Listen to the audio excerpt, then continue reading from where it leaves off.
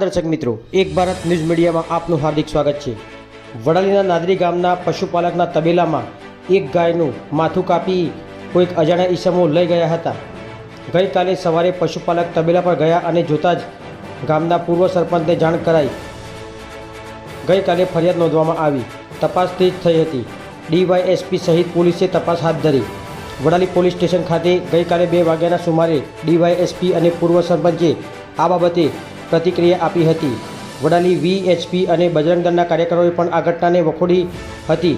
કથિત આરોપીને પકડવા માટે ઉગ્ર માંગ કરાઈ હતી। બ્યુરો રિપોર્ટ વિશાલ ચૌહાણ, સાબરકાંઠા।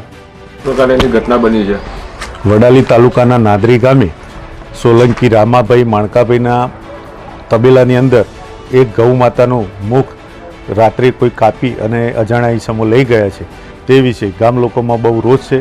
જ્યારે મને રામભાઈ સોલંકીએ સવારે ટેલિફોનિક જાણ કરી કે ભાઈ આ રીતનું સરપંચ બન્યું છે, તો હું સ્થળ ઉપર જઈ તપાસ કરી પોલીસને જાણ કરી પોલીસનો કાફલો સ્થળ ઉપર દોડી આવતા એ લોકોને એફઆરઆઈ કરવા માટેની તજવીજ હાથ ધરેલ છે।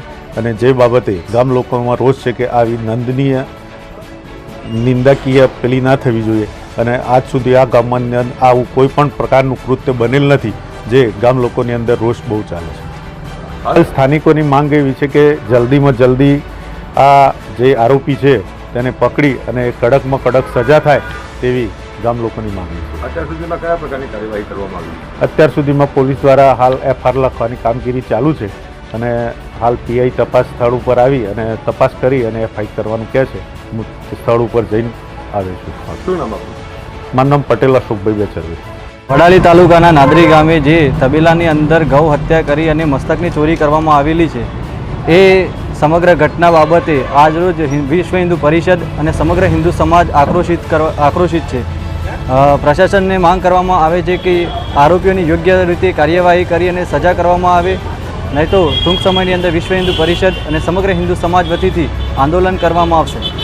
બનાવ બન્યો છે તેને પગલે લઈને કયા પ્રકારની ફરિયાદ દાખલ કરવામાં આવી છે અને પોલીસ દ્વારા કઈ કામગીરી? વડાલીના નાદરી ગામમાં આજે સવારે એક ગાયનું તબેલામાંથી માથું કાપીને લઈ જવાનો એક બનાવ બનેલ છે। એના અનુસંધાને જે વડાલી પોલીસ સ્ટેશનનો ટીમ છે એ તાત્કાલિક ઘટના સ્થળે પહોંચી હતી અને જે તબેલાના માલિક છે એની પૂછપરછ અને એમ કરી એમની ફરિયાદ લેવામાં આવી છે। એમનું નામ છે વિજય રામાભાઈ સોલંકી। એમના તબેલામાં ગાયો હતી, તેમાં જે જાળીવાળો વિસ્તાર છે એ કાપીને અંદર એન્ટ્રી કરીને એ જે ગાય છે એનું માથું કાપીને ખાલી લઈ ગયેલ છે અને બાકીનું શરીર ત્યાં જ રાખેલ છે। એ બાબતે અજાણ્યા ઈસમો વિરુદ્ધ જે વિજયભાઈ છે એમણે ફરિયાદ આપેલી છે અને જે અજાણ્યા ઈસમ છે એમના વિરુદ્ધ વડાલી પોલીસ સ્ટેશનમાં ભારતીય ન્યાય સંહિતાની કલમ 325, 329, 3 પશુ સંરક્ષણ ધારાની વિવિધ કલમો હેઠળ ફરિયાદ દાખલ કરવામાં આવી છે।